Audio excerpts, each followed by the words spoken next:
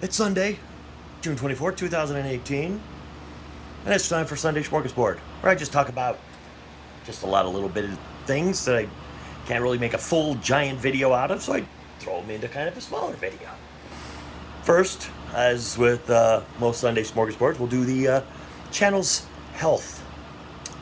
It's doing pretty well. We are at 1,625 total views. For us, that's good.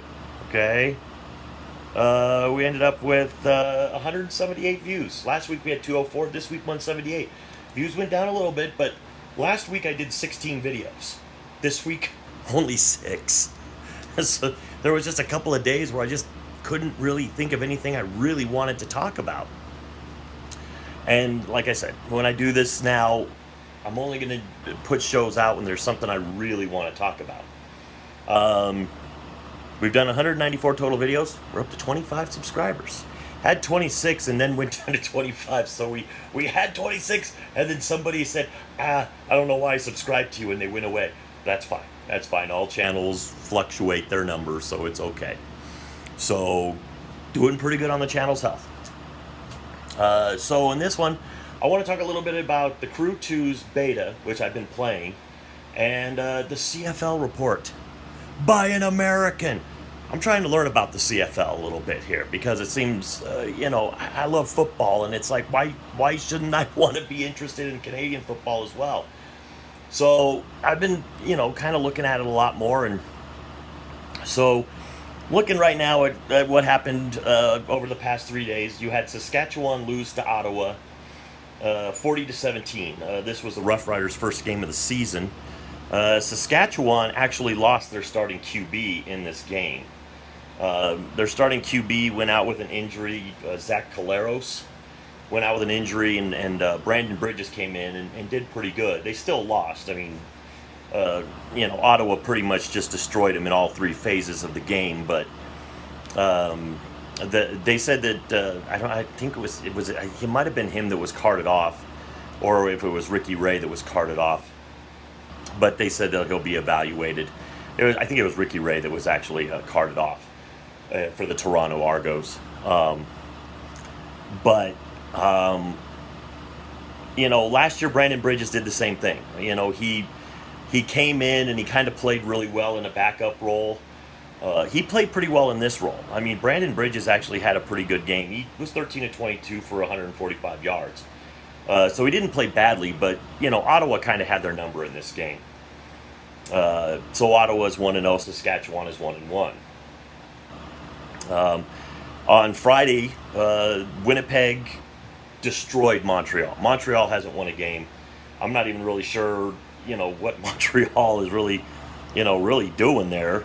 I know that Drew Willie didn't have a very good game. Chris Streveler did. 22 of 28 for 246 yards, and I think they got all 3 quarterbacks in the game on that one. Because Bennett and Adams both played, or not Adams. I think Adams just had a throw. But Bennett got in the game for a little bit, so, Montreal right now don't look so good. If you look at what, D. Willie, this is the fun part, yeah, D. Willie, and then Matthews was in there as well. But right now Montreal's 0-2, Winnipeg is 1-1. But I'll sure, 56 points. Winnipeg put up the numbers. Then Hamilton faced Edmonton. Now Hamilton, of course, is the team that has Johnny Manziel on it. Well, Johnny's not going to get in the game as long as Jeremiah Masoli plays the way he's playing. 19 of 29 for 332 yards and a few touchdowns. You're not going to put Manziel in the game because Masoli is playing really, really well. Edmonton had a little bit of a rough time. Edmonton, I think, is the one that lost their. Might have been Edmonton that lost their quarterback. I may be thinking about the wrong team. No, Edmonton was fine. Riley played good. Riley actually played pretty good for Edmonton. 286 yards on 20 of 30, 2 touchdowns and an interception. So Riley played good. But Hamilton's 1-1 and Edmonton's 1-1. Right now, pretty much it's looking like everybody wants to be 1-1. Except for the team that won on Saturday night, the Calgary Stampeders, that are 2-0. and they absolutely destroyed the Toronto Argonauts. 7 points? 7 points?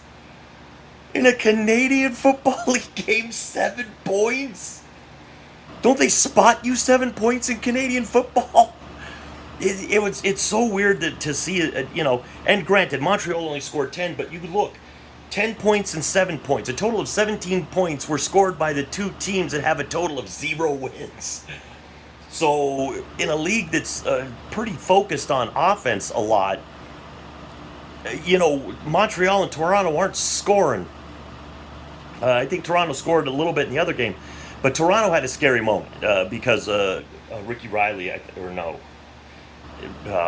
want to make sure I have his name right. Ricky Ray, excuse me. Ricky Ray actually kind of went out, they said, with a scary injury. He went out, but the coach says he's moving his fingers and toes. He has feeling. So everything is precautionary at this point, and they're going to take him in for an MRI. Franklin came in, he did okay, but Ricky Ray wasn't having that good of a season anyway.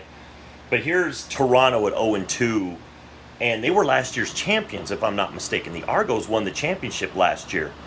So what happened? Somebody that knows more about Canadian football, if you're watching this, let me know down in the comments. Did you guys lose like a really good running back or some defensive players? Or because Ricky Ray's been there forever. I mean, Ricky Ray's been there for like 7-8 years. Has Father Time maybe caught up with Ricky Ray? He's 38. So is Father Time maybe catching up to Ricky Ray a little bit? Last year he played really well. He threw for over 5,500 yards. 29 touchdowns and 11 interceptions. So Ricky Ray played well last year. Won a title. So somebody, I don't know enough about Canadian football, especially last year. I don't really know. It's like, what happened to the Argos? Is this just a rough spot? The only thing I can really decide is Mark Trestman is your coach. That's disappointing. It's like, ask the Bears how that works out. That's the Chicago Bears, how having Mark Trestman as your coach works out. So, what I saw from the CFL right now, you got Ottawa at 1-0. No team has went undefeated in Canadian football since 1948. So right now, Calgary and Ottawa, you're on the clock. You're 1-0 and 2-0 respectively. Let's see how long it takes to get to that. How long it takes to get to that first loss. Calgary right now just looks like, they look good. I mean, Calgary really does look very good right now. So, if you look at the two games that they've played so far, Calgary has. I'm trying to figure this out here. No, wait. Yeah, let's do this. Calgary has won. They beat Hamilton 28-14. And they beat Toronto, of course, 41-7. They've scored some pretty good points. They've scored 69 points and only given up 21. So the defense in Calgary must be pretty good as well. So, and a weird thing about Canadian football, they go on a point system. It's not necessarily wins and losses that's the most important thing. They kind of do a hockey thing where they go off of points. 2 points for a win. And 1 point for a tie, no points for a loss. So, that's interesting. But that's Canadian football for this week, by an American who's just trying to learn about Canadian football. But it's cool to look at it. Hopefully, Ricky Ray will be okay. They say that some things will, and we'll see if Brandon Bridges can maybe do for Saskatchewan what he did the previous year. Kind of in that role, but if Collaros is okay, then Collaros might get. Collaros wasn't having that good of a game to begin with. He was only 4 of 10 at that point. But hopefully anybody that's hurt is fine. And then somebody explained to me how Winnipeg scores 56 points in one game. And is Montreal really just that bad? Because Winnipeg scores 56 points. Well, I mean, they've scored 86 points total. So they've scored a ton of points. They might even, they've done pretty well. So that's my Canadian football report right there by an American. I'm hoping to get better at these as I go, but this is kind of me practicing a little bit. So as we go on, now I'm going to talk a little bit about the Crew 2 beta. I've been playing it. I have the one that'll let me play the full game on the 25th. But what I can see, the game is okay. Is it better than Forza Horizon, the Forza Horizon series? Right now I'm going to say no, because I think the controls are a little bit almost too arcadey. They don't feel, the off-road stuff feels pretty weighty, and it feels like the vehicles are actually performing off-road, but some of the street stuff doesn't really feel real good right now. But I like the game. I feel like I should be able to get 50, 60, 70 hours out of this thing. There seems to be a lot to do in it. There's a lot of different disciplines. I haven't gotten to race motorcycles yet. I'm not real thrilled with the planes. I did finally learn how to use the yaw controls, which will really help. Because, I was trying to steer it like a car through, and that's not the way you steer a plane. So I'm trying to steer through checkpoints and everything with, car-like controls. But you have to use the yaws, which are the R and the R, B, and LB buttons. You have to use that to really make a plane do what you want it to do. You have to pitch it and yaw it and do all that other fun stuff.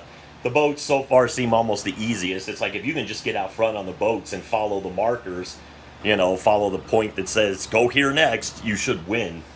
So the boats so far seem pretty easy until, I'm guessing once you get into the swamp stuff with the really speedy little boats, maybe it'll be a little bit more difficult. But right now, if you're just on a river or a big body of water where you can see where you're going, it's not that tough. So far I've found if I just get out front, I pretty much am just gone. I can keep the lead easy. Cars, a little bit more difficult. I'm still trying to figure out if the cars go off of a come in first place to benefit, or just finish the race and you benefit. And it doesn't really matter where you finish in the race. You just have to finish. I don't know yet. There's still a lot of question marks. My initial reaction to the game is I'm having fun with it, and I'm hoping that tomorrow when I get to really dive into the full game. Now the full game doesn't actually come out till the 28th or 29th. But I bought the gold package, which means I get to play it a few days early. Maybe I shouldn't have, but I like all the stuff you get. I don't have any problem giving developers of these games a little bit of extra money, because I do get some benefits. I'll get a few extra car packs. I get the monster truck, which I haven't gotten to drive yet in this version. I haven't found one or bought one. The level of customization, once I probably get a little bit further into it and more money, it's probably a lot more. Some of the stuff I've seen on the customization is really cool. Fewer cars than Forza, of course, but I think that's because they may have focused on making those cars more customizable, which makes them more personal. Which, let's face it, out of 450 cars in Horizon, how many of them are you actually going to drive? Whereas the Crew 2, you may find a few favorite cars and drive them a lot and then just kind of customize them to your taste. So the Crew 2 actually now you can make your own decals and everything like that, kind of like the Forza, where you can create your own paint jobs, and then other people can do it within the community and upload them. So right now I love the Crew 2. I'll tell you this right now. I did a thing where they started me in my home base down in Florida, and I wanted to drive to a place called Red Rocks, and it legitimately took me 30 to 40 minutes to drive that distance in a video game. And that's not cross country. There was still a little bit more left at the end of the country. Red Rocks is I still probably would have had another 10 minutes to get to the other side of the map. It probably would take almost 40 to 50 minutes to drive map end to map end. So right now my initial reaction is I do like the game, and I'm really looking forward to getting into the full release of it, which will happen tomorrow. I'm hoping. So as long as everything goes good on the servers. So let me know what you think about the injury to Ricky Ray. Think he's going to be okay? Do you think Father Time's finally caught up with them? Let me know what you think about the Crew 2. And with all that being said, to the troops, past, present, and future, thanks for the freedom.